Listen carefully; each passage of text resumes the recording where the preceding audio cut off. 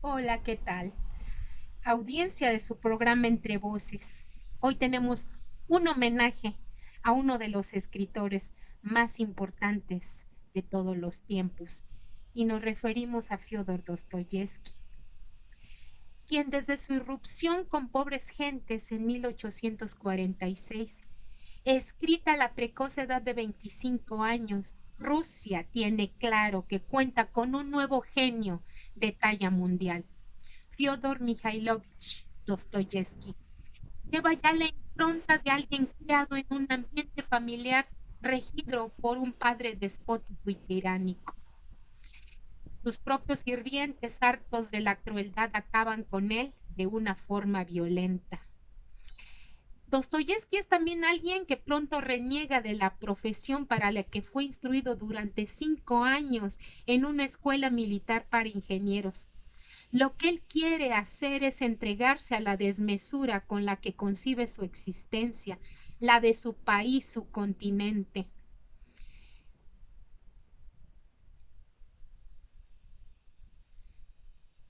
Eh, Dostoyevsky es confinado en Siberia y sus ataques de epilepsia son constantes.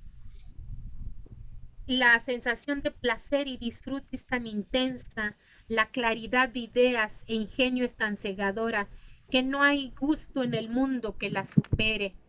Dostoyevsky se convierte en un yonki de su primera enfermedad, al igual que Edgar Allan Poe con sus problemas con la absenta. Comienza a sacar de su dolencia un provecho impresionante.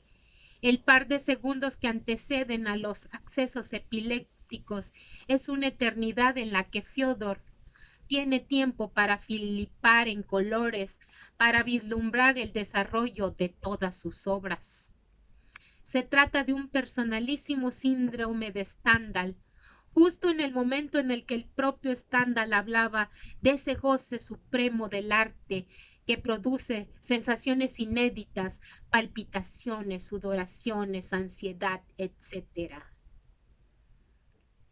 En 1862, Fyodor Dostoyevsky viaja por primera vez a Europa Occidental y visita Berlín, París, Florencia, Venecia, Ginebra, Londres y Viena. El desencanto que le produce esta parte del continente queda plasmado en notas de invierno sobre impresiones de verano.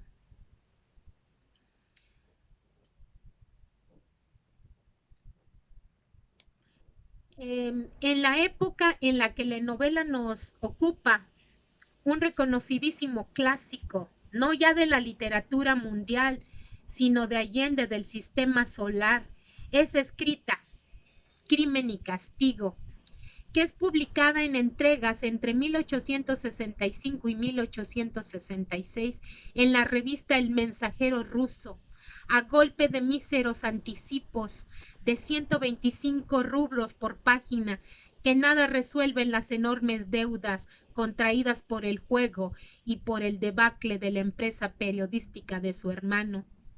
Aunque la novela es un verdadero éxito de crítica y acogida popular desde la primera entrega, su editor Stelovsky, que a la postre se forrará gracias a Crimen y Castigo, exige a Fyodor Mikhailovich una obra más y este responde creando en menos de 3 semanas la irreverente, demoledora y autobiográfica El Jugador.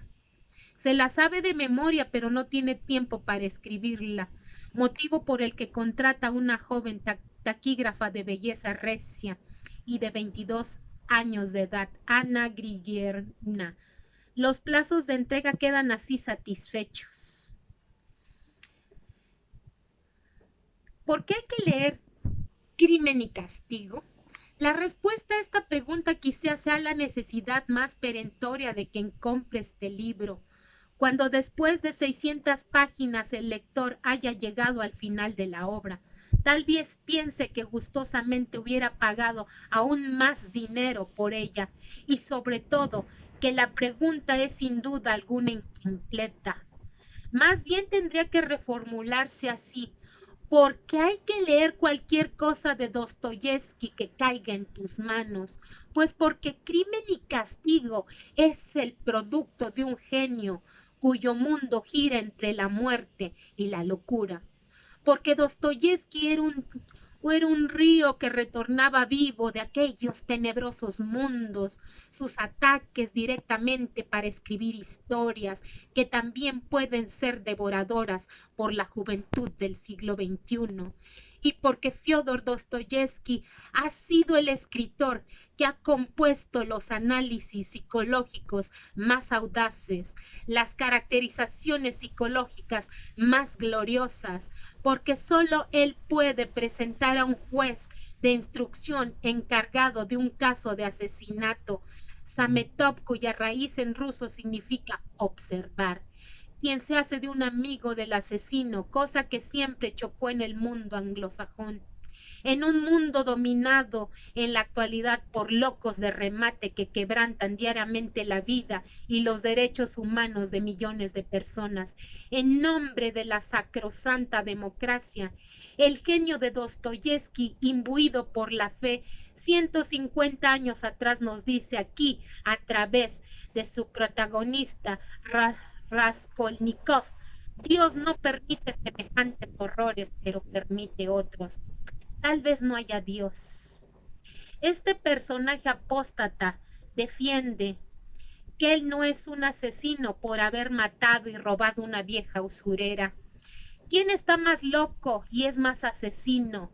¿El que solo quiere hacerse con 3,000 rublos para labrarse un porvenir digno y huir del hambre que lo consume? ¿O el admirado Napoleón, que no duda en machacar a todos con tal de hacer avanzar a las humanidades? Raskolnikov admite ser un canalla, pero no desea tal condición para los demás.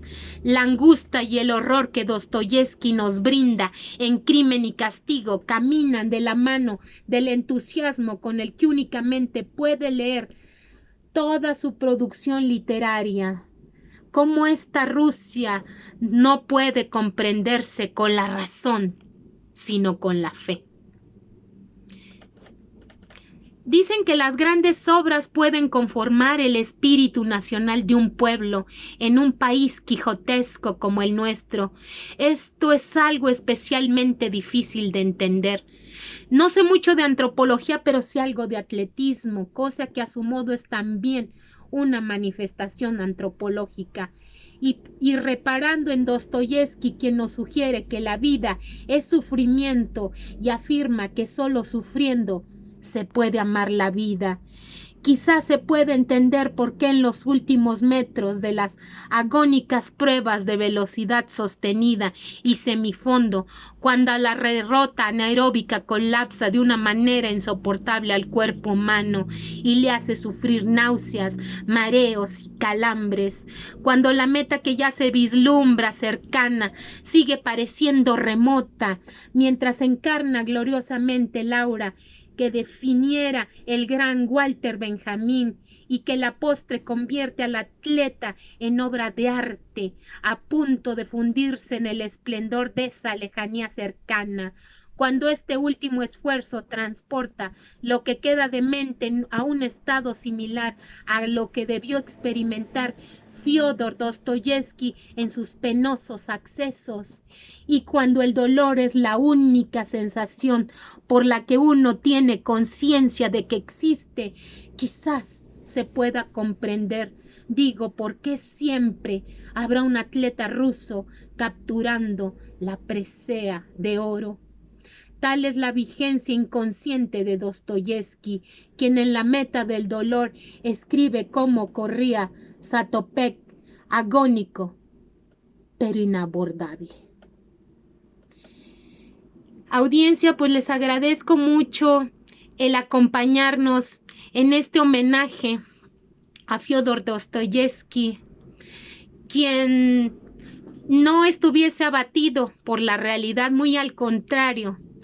Desde hace tiempo se hallaba en un estado de ánimo tenso e irascible, semejante a la hipocondría.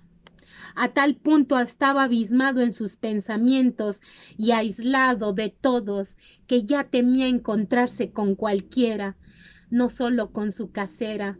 La pobreza lo ensuciaba, pero últimamente incluso su apurada situación había cesado de agobiarlo, había cesado por completo en su actividad vital, a lo que no quería dedicarse. Aunque esta vez al mismo tiempo se sorprendió por el miedo a encontrarse con su acreedora mientras salía a la calle. En las calles que hacía un calor horrible, más aún bochornoso, los ladrillos, la polvareda y ese especial hedor veraniego que también conoce todo peteburgués que no tenga la posibilidad de alquilar una dacha.